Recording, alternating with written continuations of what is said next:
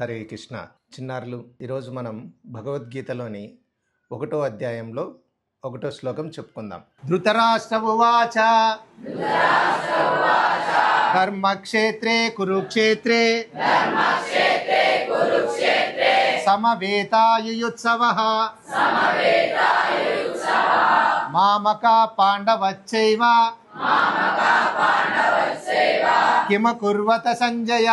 ఈ శ్లోకాన్ని ధృతరాష్ట్రుడు సంజయుడితో చెప్పాడు. ఓ సంజయ, నా పుత్రులు పాండురాజు పుత్రులు యుద్ధం చేయదలిచిన వారై కురుక్షేత్రంలో ఏమి చేసిరి అని అడిగారు. చూడండి, ఈ ప్రశ్నలో ఒకటి చమత్కారం ఉంది. చమత్కారం అంటే ఒక కామెడీ. మనమే ఉన్నాం, నువ్వు మీ తమ్ముడు చదువుకోవడానికి స్కూల్కి వెళ్తూ స్కూల్లో ఏం చేశారు అని అడిగితే ఎలా ఉంటుంది? చాలా చమత్కారంగా ఉంటుంది కదా, కామెడీగా ఉంటుంది కదా. సో కానీ ఇక్కడ ధృతరాష్ట్రుడు ఆ విధంగా అడగడానికి కారణం ఏమంటే భయం. ఎందుకో తెలుసా? కురుక్షేత్రం అంటే యుద్ధం కాదు. కురుక్షేత్రము అంటే ఒక పవిత్రమైన ప్రదేశం పేరు అన్నమాట. కురుక్షేత్రము అని అంటే ఉత్తర భారతదేశంలో నేపాల్కి దగ్గరలో ఉంటుందన్నమాట. కాశ్మీర్కి నేపాల్కి దగ్గరలో ఉంటుంది ఈ కురుక్షేత్రం అనేది. సో అటువంటి పవిత్రమైన ప్రదేశంలో ఎవరు గెలుస్తారు? ధర్మాత్ములే గెలుస్తారు కదా. సో ఆ భయంతో కురుక్షేత్రంలో ఏమి చేసిరి అని అడిగాడనమాట. ఎవరైనా స్కూల్లో అల్లరి చేస్తారు కానీ తప్పులు చేస్తారా? చేయరు కదా. సో అలానే కురుక్షేత్రంలో కూడా యుద్ధం జరిగింది. అక్కడ ధర్మ పరిరక్షణ కోసం భగవంతుడు ఏర్పాటు చేసిన యుద్ధం జరిగిందనమాట. సమాజంలో ఉన్న పిల్లలందరి కోసం ఒక విద్యని ఇవ్వాలనే ఉద్దేశంతో ప్రభుత్వం వారు కావచ్చు, లేదా సమాజంలో ఉన్న గొప్ప మేధావులు కానీ పెద్ద విద్యావేత్తలు కానీ పాఠశాలల్ని ఏర్పాటు చేస్తారు కదా. చిన్నారులు, మనం ఇక్కడ గమనించాల్సిండేది ఏమంటే దుర్బుద్ధి గల ధృతరాష్ట్రుని యొక్క మనస్తత్వాన్ని మనం తెలుసుకోవాలి. సో అక్కడ చూడండి, మన ఇళ్ళల్లో మన పెదనాన్న ఉంటాడు. మన పెదనాన్న ఉన్నప్పుడు వాళ్ళ పిల్లల్ని మనల్ని బయటికి పిలుచుకెళ్తాడు. అప్పుడు నాలాంటి ఒక వ్యక్తి కనపడి, ఏమయ్యా బాగున్నారా, ఈ పిల్లవాడు ఎవడు అంటాడు. అప్పుడు మీ పెదనాన్న ఏమంటాడు? ఈ అబ్బాయి మా అబ్బాయి అని తన కొడుకుని చెప్తాడు. అదేవిధంగా మీ వరకు వచ్చేసరికి ఏం చెప్పాలి? తండ్రిగా పెదనాన్నగా ఆయన ఏం చెప్పాలి అని అంటే నా తమ్ముని పిల్లలు అని చెప్పాలి. అలా చెప్పకుండా మా మురళి కొడుకులు అని చెప్పాడు అనుకోండి, అప్పుడు మీ మనసు చిన్నగా బాధపడి ఉంటుంది కదా. అరే, మా పెదనాన్న మమ్మల్ని కూడా కొడుకుల్లా భావించాలి కదా, భావించలేదేమి అనే చిన్న మనస్పర్ధ వస్తుంది.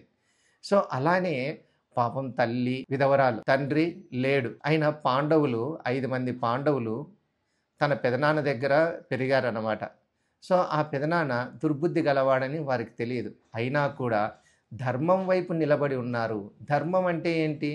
సాక్షాత్తు భగవంతుడు ఏమి చెప్పాడో దాన్ని చేస్తూ వెళ్ళడాన్నే ధర్మము అంటారు. సో భగవద్గీత కూడా అదే చెప్తుంది కదా. డూస్ డోంట్స్, ఏం చేయాలి ఏం చేయకూడదు అనే విషయాన్నే చెప్తుంది. సో కాబట్టి ఈ శ్లోకం ద్వారా మనము ఇంకొక ముఖ్యమైన వ్యక్తిని మనం తెలుసుకోవచ్చు. సంజయుడు ఒక దుర్బుద్ధి గల రాజు దగ్గర ఒక విద్యా సంపన్నుడైన వారు అక్కడ ఉద్యోగం చేస్తూ ఉన్నారు. ఆయన చేసే ఉద్యోగం పేరేంటో తెలుసా? మినిస్టర్. వ్యాసదేవుని యొక్క శిష్యుడు అన్నమాట. వ్యాసదేవుడు ఎవరో తెలుసా? కృష్ణుడు అర్జునునికి భగవద్గీత చెప్పాడని మీ అందరికీ తెలుసు. ఏ విధంగా చెప్పాడు? శ్రవణ పద్ధతిలో చెప్పాడు. అంటే కేవలం చెప్తూ ఉంటే అర్జునుడు విన్నాడు.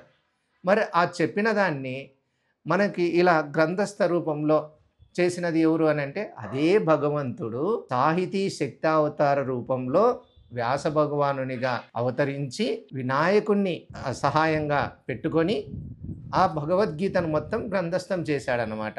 సో అలా వ్యాసదేవుని యొక్క ప్రధాన శిష్యులలో ఈ సంజయుడు కూడా ఒకడనమాట. ఆయనకున్న గొప్ప శక్తి ఏంటో తెలుసా? Visible effect. తర్వాత ఆయన ఎక్కడ జరుగుతున్నా ఏది జరుగుతున్నా కూడా ఆయన కళ్ళ ముందరే ప్రస్ఫుటంగా చూపించేవాడు అనమాట, మనకు శాటిలైట్ మాదిరి. హస్తినాపురంలో ఉన్నా కూడా కురుక్షేత్రంలో జరిగే యుద్ధాన్ని ఈయన కంటికి కట్టినట్లు ధృతరాష్ట్రునికి చూపించాడు. సో అంటే పిల్లలు, ఈ శ్లోకం ద్వారా మనం ఏం తెలుసుకోవచ్చు అని అంటే ధర్మస్థలము అంటే ఏంటి? కురుక్షేత్రం ఇక్కడ. కానీ మనకి ధర్మాధర్మాలను జ్ఞానాన్ని బోధించే పవిత్రమైన ప్రదేశాలు ఏంటివి? బడి, గుడి, నిలయం. బడిలో ఎవరుంటారు? గురువు ఉంటాడు. నిలయంలో ఎవరుంటారు? అమ్మా నాన్నలు ఉంటారు. గుడిలో భగవంతుడు ఉంటాడు. ఇదే మన సనాతనమైన ధర్మం అన్నమాట. తల్లి, తండ్రి, గురువు, దైవం. సో వీటిని ఎవరైతే గౌరవిస్తారో వారు జీవితంలో ఉన్నతమైన స్థానాన్ని పొందుతారని ఈ శ్లోకం ద్వారా మనం తెలుసుకోవాలి. హరే కృష్ణ.